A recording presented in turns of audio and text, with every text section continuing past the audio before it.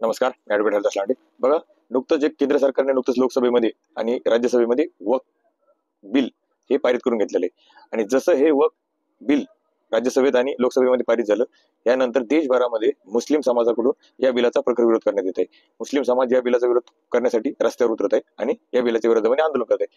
तर हे नेमकं बिल काय आहे, या बिलामध्ये काय आहे दुरुस्ती, याचा इतिहास काय आहे वक्फ बोर्डाचा, आणि याच्यामध्ये काय दुरुस्ती करण्यात आलेली आहे, काय नवीन याच्यात ऍड करण्यात आलेले आहे, तर हे सर्व गोष्टी आपण या व्हिडिओमध्ये बघणार आहोत आणि त्यावरती चर्चा करणार आहोत. बघा, तुम्ही जर आपल्या चॅनलवरती नवीन असाल तर आपल्या चॅनलला सबस्क्राईब करा आणि बेल आयकॉनवरती क्लिक करा, जेणेकरून असेच कायदेशीर माहितीचे नवीन नवीन व्हिडिओ तुमच्यापर्यंत पोहोचत राहील. तर चला आपण सुरू करूया आजचा व्हिडिओ. बघा, वक्फ कायदा हा काही आजकालचा कायदा नाही आहे.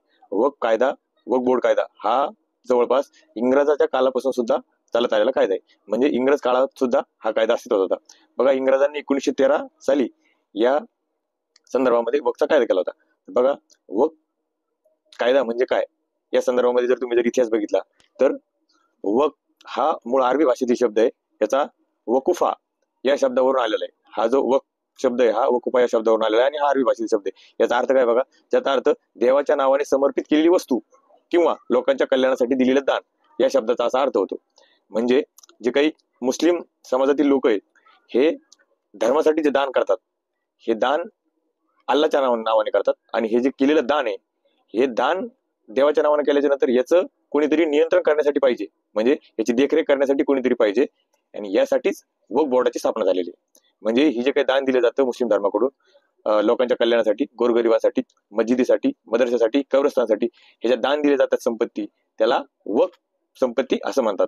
आता बऱ्याचशा प्रमाणात ही संपत्ती दान केली जाते. बघा, याचा 1913 मध्ये इंग्रजांनी या संदर्भामध्ये कायदा केला होता. त्याच्यानंतर परत स्वतंत्र भारतामध्ये याच्या संदर्भामध्ये 1954 आणि 1995 आणि त्यानंतर शेवटचा जे काही दुरुस्ती झालं होतं वक्फ कायदा तो 2013 रोजी झाला होता. 2013 रोजी.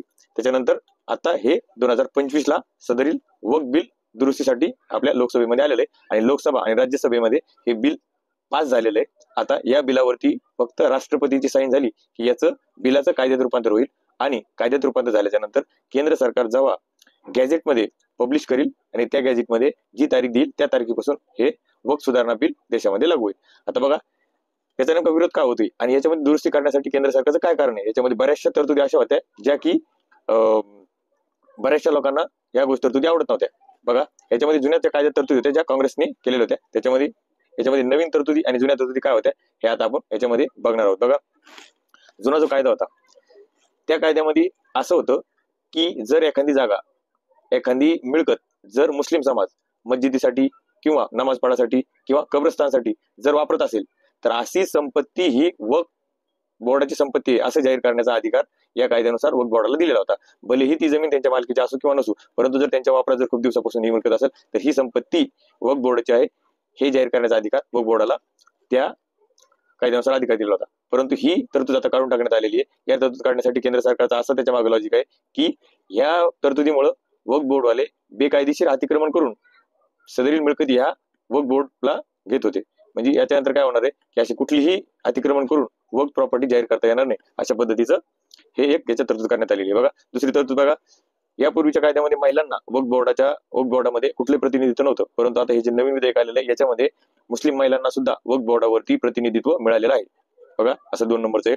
3 नंबरचं बघा, आता वक्फ संपत्तीचा काही वाद असेल तर याच्या संदर्भामध्ये एक सरकारी अधिकारी नेमण्यात येणार आहे आणि त्याच्या अधिकाऱ्याचं त्याच्यावरती नियंत्रण असणार आहे. त्याच्यानंतर बघा, यापूर्वी कसं होतं, वक्फ बोर्डाने एखादी प्रॉपर्टी वक्फ बोर्डाची आहे असं जाहीर केलं तर सदरील आदेशाविरुद्ध कुठल्याही न्यायालयामध्ये दाद मागता येत नव्हती. भलेही तुमच्याकडे कागदपत्र असेल, पण जर तुमची मिळकत एखाद्या वक्फ बोर्डाने जर ती वक्फ बोर्डाची संपत्ती असं जाहीर केल्याच्या नंतर, असा आदेश केल्याच्या नंतर तुम्हाला त्यांच्या आदेशाविरुद्ध कुठेही अपील करता येत नव्हती किंवा सिव्हिलच्या कोर्टामध्ये जाता येत नव्हतं. तुम्हाला एकच त्याच्यामध्ये पर्याय होता, फक्त हायकोर्टमध्ये रिट याचिका दाखल करणं. भलेही तुमच्याकडे कागद जरी असले तरी तुम्हाला हा पर्याय नव्हता. याच्यामुळे काय होत होतं, वक्फ बोर्डाने त्यांच्याकडे कागदपत्र असू किंवा नसू बऱ्याचशा गावावरती, बऱ्याचशा जागांवरती वक्फ बोर्डाचा दावा दाखल केला होता. एवढंच काय तर अंबानीच्या घरावर सुद्धा वक्फ बोर्डाने दावा केलेला आहे की ही संपत्ती वक्फ बोर्डाची. मग अशा पद्धतीचे एक चुकीच्या गोष्टी घडत होत्या, त्याच्यामुळे ही तरतूद आता काढून टाकण्यात आलेली आहे. बघा, त्याच्यानंतर बघा, एक त्याच्यामध्ये जुन्या वक्फ बोर्ड कायद्यामध्ये एक सेक्शन 40 होती, कलम 40 होती. त्याच्यात होतं रिझन टू बिलीव्ह, म्हणजे वक्फ बोर्डाला जर वाटलं की एखादी संपत्ती ही वक्फ बोर्डाची आहे त्यांचं जर असताना जर वाटलं की ही प्रॉपर्टी आपली तर ती प्रॉपर्टी ते ही वक्फ बोर्डाची प्रॉपर्टी आहे म्हणून असं जाहीर करत होते.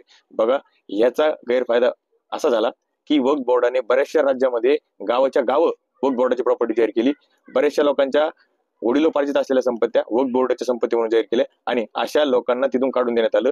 त्यामुळे ही जी कलम होती ही मूळ मालकांवरती आणि अन्याय करणार होती. त्याच्यामुळे ही कलम आता केंद्र सरकारने या नवीन बिलामधून काढून टाकण्यात आलेली आहे. आणि जर वक्फ बोर्डाने जर असं कुठली जर दावा केला तर तो दावा आता तुम्हाला कोर्टामध्ये चॅलेंज करता येऊ शकतो. त्यांच्या ऑर्डरला कोर्टामध्ये चॅलेंज केलं जाऊ शकतं आणि तुम्ही सिव्हिल कोर्टामध्ये जाऊ शकता. अशा पद्धतीची आता ही जी कलम होती 41 काढून टाकण्यात आलेली आहे. त्याच्यानंतर बघा, जर एखादा माणूस त्याची संपत्ती वक्फला द्यायची असेल, जर एखाद्या व्यक्तीला त्याची प्रॉपर्टी वक्फला द्यायची असेल आणि तो जर नेमकं धर्मांतरण करून आलेला असेल आणि त्याने जर मुस्लिम धर्म स्वीकारला असेल तर लगेच त्याला आल्या दुसऱ्या दिवशी त्याची प्रॉपर्टी वक्फला दान करता येणार नाही. अशा पद्धतीची तरतूद करण्यात आलेली आहे. कमीत कमी त्याला 5 वर्ष मुस्लिम म्हणून राहणं गरजेचं आहे. त्याच्यानंतरच तो त्याची प्रॉपर्टी वक्फला दान करू शकतो वक्फ बोर्डाला.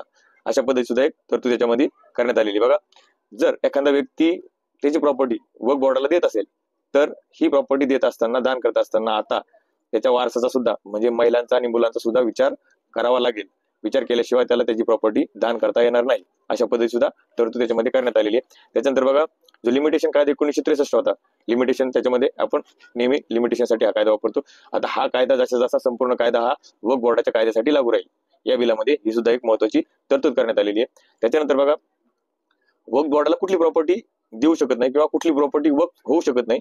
याच्यामुळे अनुसूचित जमाती, जे काही ट्रायबल म्हणजे आदिवासी लोक आहे, यांची जमीन वक्फ केली जाऊ शकत नाही किंवा ती वक्फ बोर्डाला दिली जाऊ शकत नाही. अशा पद्धतीची तरतूद सुद्धा या नवीन बिलामध्ये आता दाखल करण्यात आलेली आहे. त्याच्यानंतर बघा, जर एखादी सरकारी संपत्ती जर वक्फ बोर्डाने ती वक्फ बोर्डाची आहे असं जाहीर केले तर ती प्रॉपर्टी आता वक्फ बोर्डाची होणार नाही.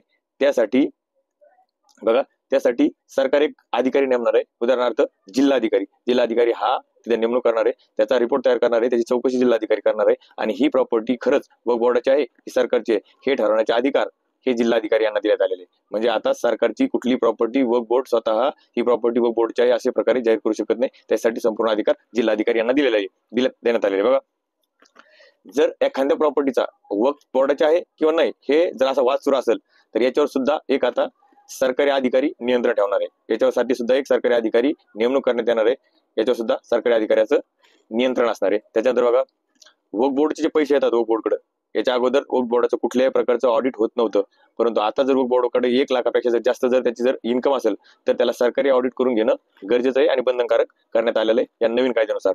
बघा, देशभरामध्ये सगळ्यात जास्त प्रश्न केला होता की वक्फ बोर्डावर इतर धर्माचे लोक यांची नेमणूक होणार आहे. परंतु असं कुठल्याही पद्धतीचं या बिलामध्ये मेन्शन नाहीये किंवा या बिलात कुठेही उल्लेख नाहीये की गैरमुस्लिमांना या वक्फ बोर्डाच्या याच्यावर प्रतिनिधित्व देण्यात आलेलं आहे. असं कुठलंही या कायद्यामध्ये दिलेलं नाही. म्हणजे गैरमुस्लिम व्यक्तींना या वक्फ बोर्डावरती प्रतिनिधित्व मिळणार नाही किंवा त्याची नियुक्ती सुद्धा मिळणार नाही. त्याच्यानंतर बघा, हा जो कायदा आहे याचा रेट्रोस्पेक्टिव्ह इफेक्ट असणार नाही. म्हणजे रेट्रोस्पेक्टिव्ह इफेक्ट असणार नाही म्हणजे याचा अर्थ काय की हा कायदा ज्या दिवशी देशभरामध्ये लागू होईल, ज्या तारखेपासून, त्या तारखेच्या अगोदर ज्या गोष्टी घडल्या त्या गोष्टीसाठी हा कायदा लागू असणार नाही. हा कायदा त्यानंतर ज्या गोष्टी घडणार आहे त्याच्यासाठी हे वक्फ विधेयक, दुरुस्ती विधेयक लागू असणार आहे. म्हणजे हा नवीन कायदा त्याच्यासाठी लागू असणार आहे. अशा पद्धतीच्या तरतुदी या वक्फ कायद्यामध्ये करण्यात आलेल्या आहेत. बघा, याच्यामध्ये वक्फ बिलामध्ये काही गोष्टी चुकीच्या होत्या, त्या केंद्र सरकारने दुरुस्त केलेल्या. तुम्हाला काय वाटतं याच्यामध्ये ह्या तरतुदी जी केल्या केंद्र सरकारने या योग्य केल्या का अयोग्य केल्या? या बिलामध्ये दुरुस्ती करणं गरजेचं होतं, या कायद्यामध्ये दुरुस्ती करणं गरजेचं होतं किंवा नाही? तुम्ही या कमेंटमध्ये सांगा. हा कुठलाही धार्मिक विषय नाहीये, त्याच्यामुळे कमेंट करताना भानावर राहून कमेंट करा आणि तुमचं मत व्यक्त करायचं असेल तर योग्य भाषेमध्ये तुमचं मत व्यक्त करा. अशा पद्धतीचा वक्फच्या संदर्भामध्ये हा कायदा केंद्र सरकारने पारित केलेला आहे. अजून त्याचं कायद्यात रूपांतर झालं नाही. राष्ट्रपती जेव्हा त्याच्यावरती सही करील तेव्हा त्याचं कायद्यात रूपांतर होईल आणि तो कायदा जेव्हा केंद्र सरकार गॅझेटमध्ये पब्लिश करील, गॅझेटमध्ये जी तारीख दिलेली असेल त्या तारखेपासून तो भारतामध्ये लागू होईल. अशा पद्धतीनं वक्फ बिल सध्या हा चर्चेचा विषय भारतातला, त्याच्यामध्ये हा व्हिडिओ बनवला. बघा, परत एकदा जाता सांगतो, तुम्ही जर आपल्या चॅनलवरती नवीन असाल तर आपल्या चॅनलला सबस्क्राईब करा आणि बेल आयकॉनवर क्लिक करा आणि हा व्हिडिओ जास्तीत जास्त लोकांपर्यंत शेअर करा, जेणेकरून त्यांना सुद्धा हे बिल काय आहे, याच्यात काय तरतुदी नवीन आलेले, या सर्व गोष्टीची माहिती व्हायला पाहिजे. यासाठी हा व्हिडिओ शेअर करा.